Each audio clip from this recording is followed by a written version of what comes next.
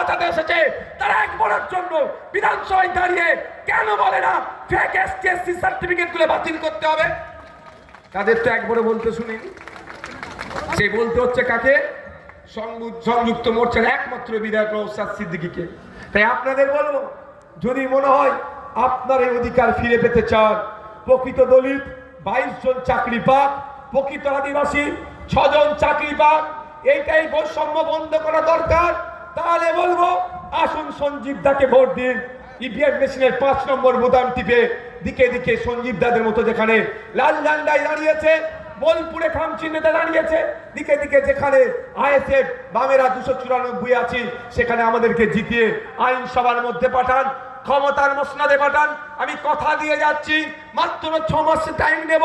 এই 6 মাসের মধ্যে কমিশন বসাবো, যত এসটি এসসি ফেক সার্টিফিকেট আছে সে শ্মশানে থাকুক আর কবরস্থানে থাকুক, খুঁজে বার করে তাকে জ্বালিয়ে দেবো। আমরা জ্বালিয়ে দিয়ে প্রকৃত এসসিদেরকে অধিকার বুঝিয়ে দেবো। তবে এই মমতা ব্যানার্জির মতো বামেদের বিরুদ্ধে ফাইল খুলবো, আমি যখন নাবালক ছিলাম তখন থেকে শুনে এখন আমার দাঁড়ি পর্যন্ত আমার বেঁকে গিয়েছে, জানেন তো। এখন সাবালক হয়ে এবার বার্ধক্যের দিকে হয়তো যাবো 2 দিন পরে, এখনো শুনছি ফাইল খুলবো। ওই গল্প আমি দিতে আসিনি।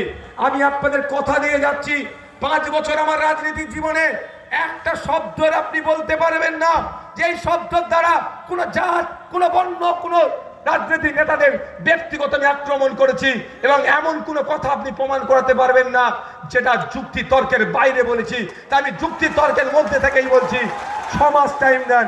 দলিত আদিবাসী ভাইদের বলবো, নতুন সরকার গঠন করুন। যে সরকারের প্রথম কাজ হবে দলিত আদিবাসী ভাইদের জন্য উচ্চ শিক্ষায় চাকরির ক্ষেত্রে যে 22+6% সংরক্ষণ আছে প্রকৃত দলিত আদিবাসীরা পাবে, তার জন্য ব্যবস্থা আমরা গ্রহণ করব।